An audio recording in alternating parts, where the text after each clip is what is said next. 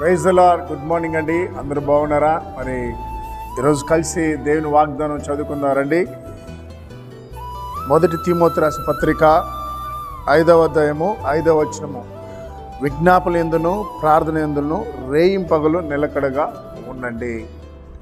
విజ్ఞాపన యందును ప్రార్థన యందును. ప్రియులారా, మనము క్రైస్తవులు అంటేనే ఇతరుల కొరకు ప్రార్థించడం.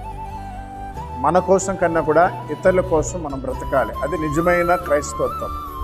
మన పూర్వీకులు అలాగనే జీవించారు. ఎంతోమంది మిషనరీలు మన దేశం కొరకు, మన ప్రజల కొరకు, మన కోసం ప్రార్థించారు.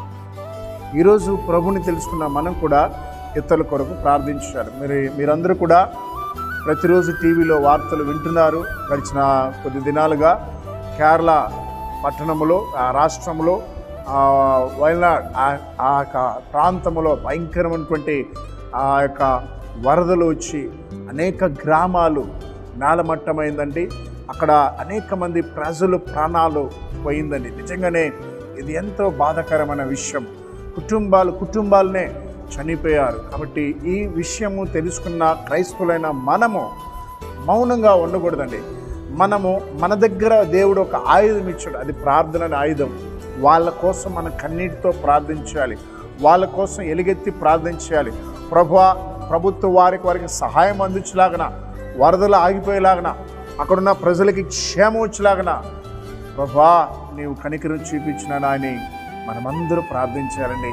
మన మీద ప్రార్థన, వారి కొరకు ప్రార్థించాల్సిన బాధ్యత మనందరి మీద ఉంది.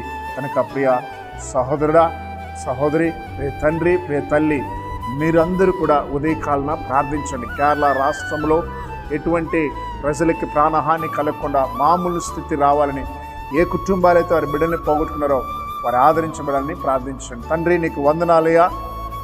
ఉదయకాలన వాగ్దానం విన్న బిడ్డల మీద నీ కృప ఉంచండి. కేరళలో జరుగుతున్నటువంటి భయంకరమైన అయా ప్రభ వరదల్లోనైనా చనిపోయిన కుటుంబాలను ఆదరించండి.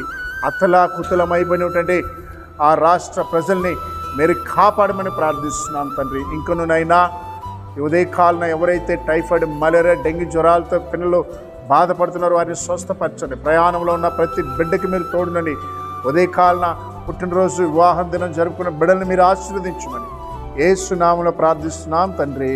ఆమేన్.